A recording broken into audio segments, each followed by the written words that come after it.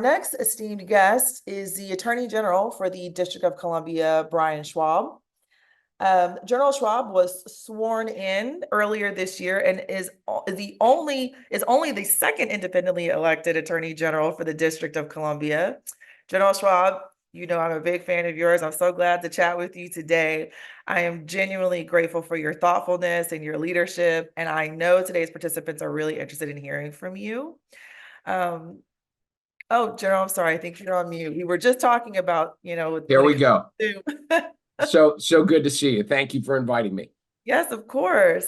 When you took office earlier this year, you talked about a few things. You talked about wanting to fight for equity, safety, democracy. I am going to take a moment to give a shout out to DC statehood. I know you will do the same.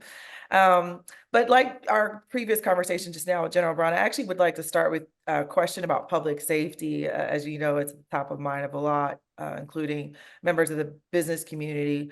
As violent crime continues to become more of a pressing concern for the region, you've worked really hard on programs like Cure the Streets as a way forward. Can you talk a little bit about this program and let folks know what this is?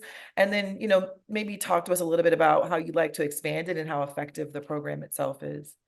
Yeah, I'd be delighted to.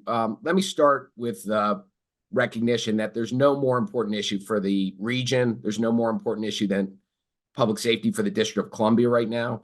Too many people don't feel safe, and it impacts everything in our community. And as a result, there's really no more important priority in the Office of Attorney General. Everything we do in the office is focused on public safety. Now, of course, we have a broader mandate than simply criminal prosecution. Most folks on the line know that we are the chief juvenile justice prosecutor, and addressing kids committing crime is our primary prosecutorial obligation. We are seeing young people showing up in the criminal justice system today with more serious offenses as their first offense. This is worrisome. We are seeing more kids in our system with serious offenses, gun crimes, carjackings. And as a result, the amount of prosecution work, traditional prosecution work that we're doing has increased. But as you have heard me say, to truly make our community safer, we have to do everything we can to stop crime before it happens. Prosecutors in the criminal justice system, by definition, is an after-the-fact response. So one way we try to aggressively and proactively address crime is using our civil enforcement, some of our regulatory oversight to get at some of the root causes of why we see cycles of crime. This is why when we know housing instability is oftentimes a factor in crime, we're so aggressively pursuing enforcement of our housing laws. We know economic disparity is oftentimes a contributing factor, and that's why we're aggressively looking at some of our consumer protection, protecting seniors, anti-discrimination laws, and otherwise to try to address some of the environmental factors. Cure the Streets is a sort of in-between. It's an intervention program. It's focused principally on cycles of gun violence. We know that much of the gun violence in our city is retaliatory in nature. And what the violence interruption program generally, and Cure the Streets in particular, tries to do is disrupt cycles of gun violence. We have 10 Cure the Streets sites. These are Office of Attorney General supported community organizations, close to $8.5 million of OAG budget, focused on 10 of the neighborhoods in our city that have historically seen the highest levels of gun violence. And these are on the ground community organizations that are trying to disrupt cycles by immediately responding when there's a shooting, trying to broker a peace and a mediation to get people to put their guns down, and then connecting those folks with the services they need, oftentimes housing, job development, mental health, and health generally services that people are in need of. So we're trying to take a comprehensive approach in the Office of Attorney General. You've heard me say that addressing public safety takes a comprehensive approach for our community. The business community plays a major role in that. The other agencies in our government play a major role as well. And we try to lead. We try to put our money where our mouth is. And so Cure the Streets is one way of us adding to a traditional prosecutorial role, a traditional enforcement and consumer protection and civil litigation role with this investment in violence interruption. What I'm hearing from you is that this is an issue that has to be touched all over, right? We're all in this together. And kind of building on that, I'm, members of the business community, I think, want to figure out ways that we can work with your office to be helpful in this. As you know, I've spoken with you about this a few times. Uber has partnerships with nonprofits in the city. We've either contributed financially to them or we have provided transportation to try to do our part to try to help where we can when it comes to addressing crime. Obviously, it's a holistic approach that has to be taken. I'm curious to hear from you what insights you think that the business community can provide. I'd love to hear your insights on how the business community could actually be helpful here, because as you noted, there's a whole system that has to be in place. And I will say that, from my experience, having been on the Board of Trade in my former life at Venable and now working in this role, I think we're lucky to have the kind of committed business community in DC and in the region that we have.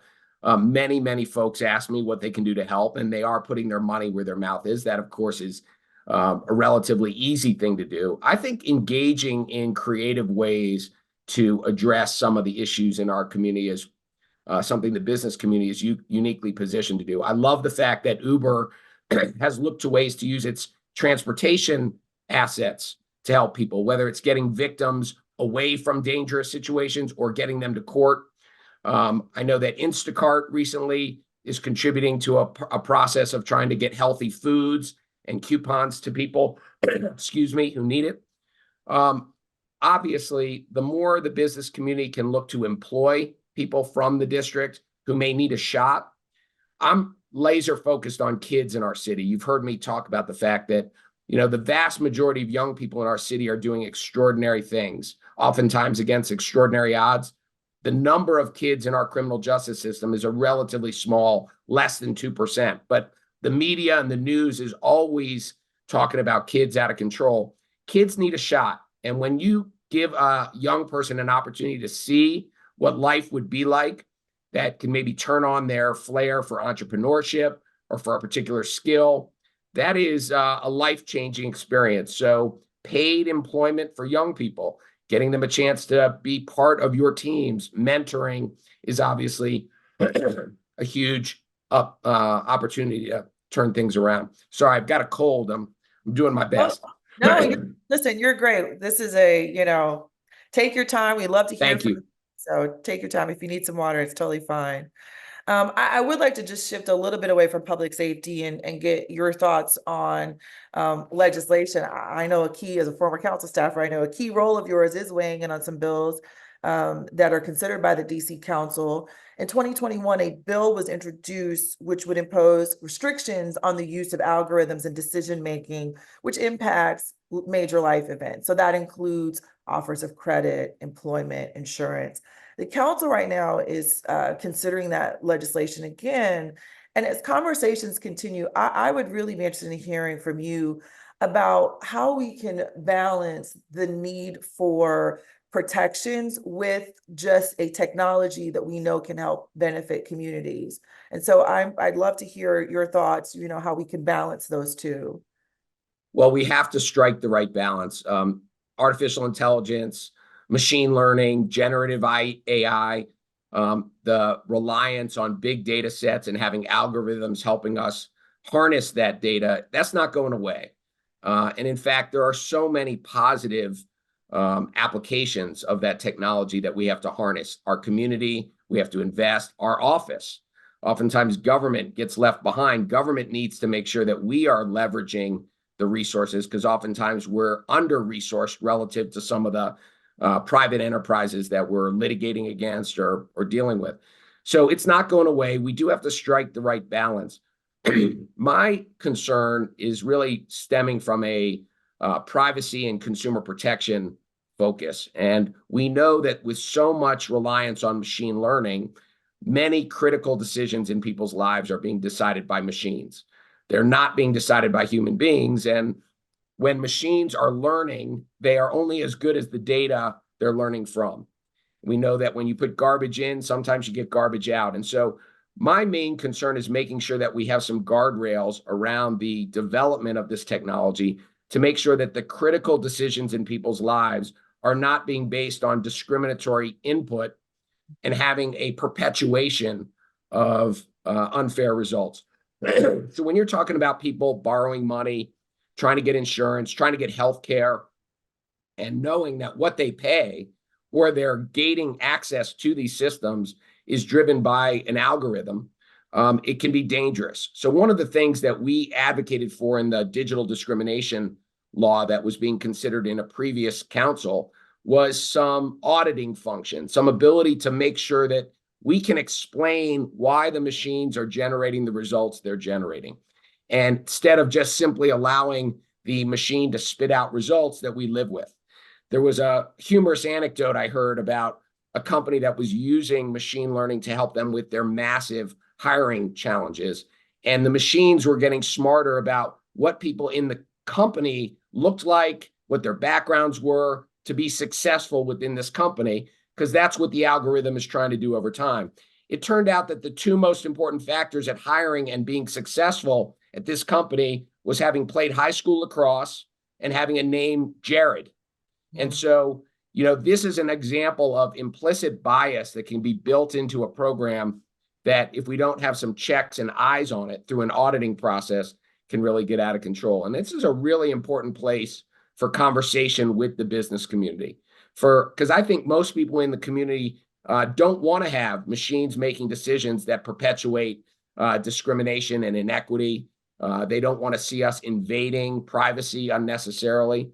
With so much machine learning, there are real harms, both with respect to discriminatory outcomes, but also we know falsification, the authenticity of what we're looking at is sometimes not reliable anymore.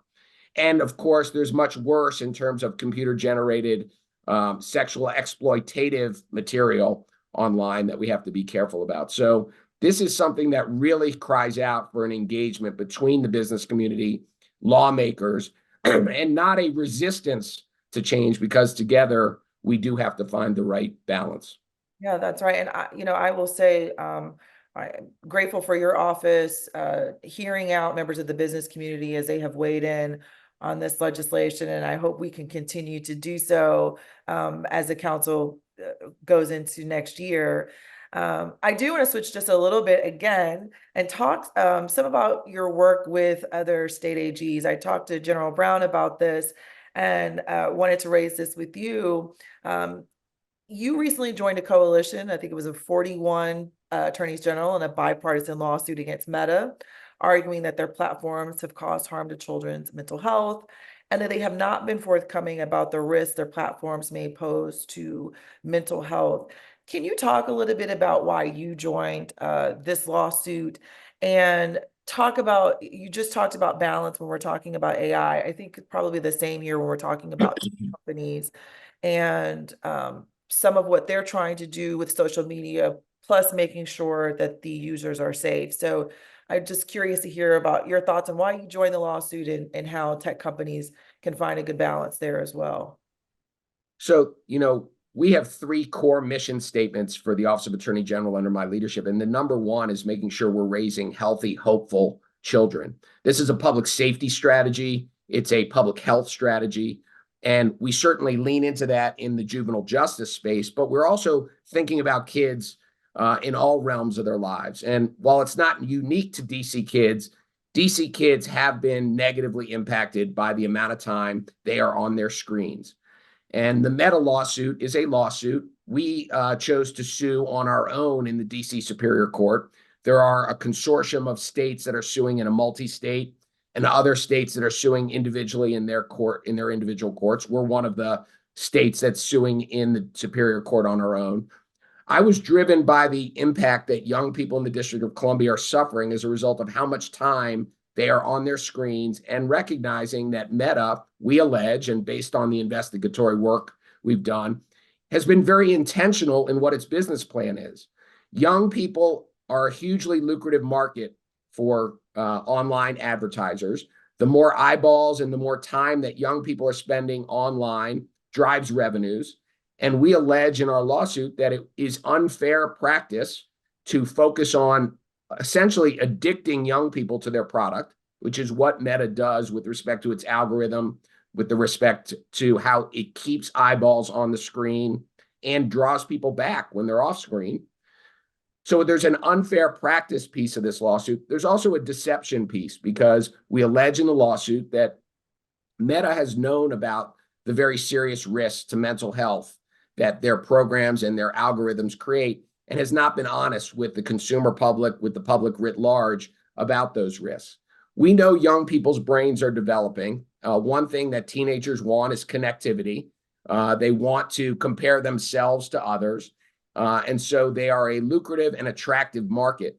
But when some of the content, some of the amount of time that kids are online keeps them from doing their schoolwork, keeps them from sleeping, and then drives them to content that often has them negatively comparing body image to others, learning more about how they can harm themselves, suicidal ideation and other things. These are very, very damaging to developing brains. So the lawsuit is really focused on injunctive relief more than about trying to recover dollars, although we certainly will be seeking damages.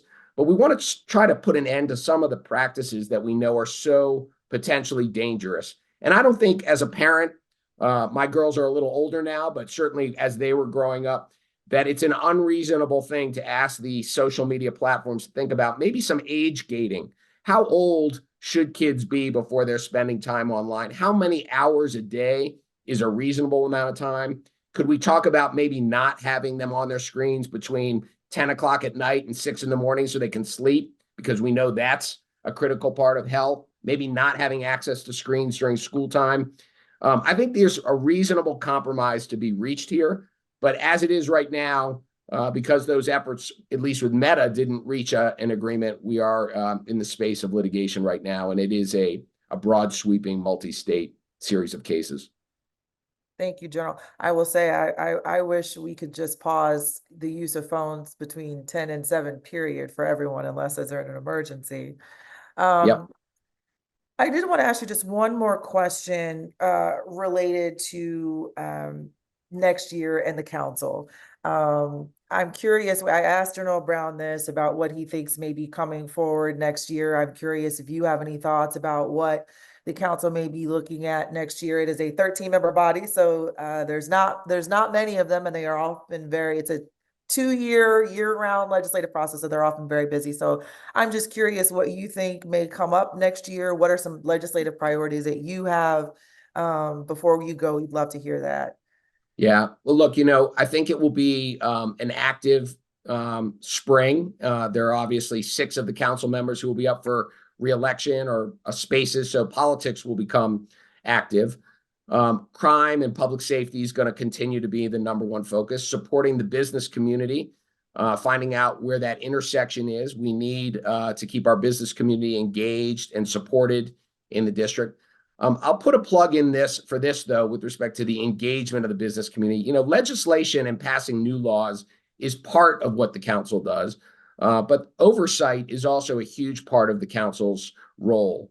And sometimes passing newer laws is the easier of the work. Oversight and making sure the agencies and the government is doing what it should be doing with respect to its resources and laws already is equally important. Sometimes takes more hard work to do it. I'd like to see, and I'm going to be urging the council to lean into its oversight role more this year, and particularly because it has such a huge impact on our public safety. You've heard me say, I'll say it again, when we're relying on the criminal justice system to do the work of keeping us safe, when we know that education, health, mental health, housing, human services, all of those things play a critically important role too, not to the exclusion of a robust prosecutorial role and law enforcement role. I think those are areas where we as a community need our council and our government to do better. Prosecution is a piece of it, and punishment, of course, and policing, but prevention plays a huge role too. There's some areas that I think the council can help us do our job in the Office of Attorney General with some new tools. I've always advocated that I think it's very important to have a level playing field so that everybody's playing by the same rules, closing some gaps where we have loopholes or people able to avoid, making sure they're doing the same thing that law-abiding businesses are doing is important. Some of the space that I think we'll see some changes on are environmental, including the Illegal Dumping Act, which is going to hopefully give our office some more enforcement tools to deal with really a terrible practice throughout our city, which also contributes to public safety, and that's illegal dumping. So we're going to try to work on places where we can be more effective with the tools we do have, focus on oversight, making sure our government is doing all it can with the tools and the policies we have. And the last thing I'll say is we have convened with the business community around issues that I think are important. Sometimes it may not be within my limited jurisdiction as the AG to convene on retail theft. We did that, see where we can be a convener of people and ideas. I certainly think around some of the development, land use development in the city, we have been a convener and we want to try to play our role as the elected thought leader in that space when it comes to law and justice. And so I want to encourage everybody. I know many of you already do this. Please stay in touch with us, reach out. We are open to having the conversation and convening in a way that makes DC safer and kinder and healthier for everybody. General Schwalb, thank you so much for taking the time to speak with the Board of Trade today and its members. I hope you feel better. I hope you can Thank you, get some Michele. rest. And I hope you have a wonderful holiday season. We really, you gave us a lot to think about in a short period of time. So we really appreciate it. Well, thank you all. Have a good, happy holidays. Thank you. Same to you.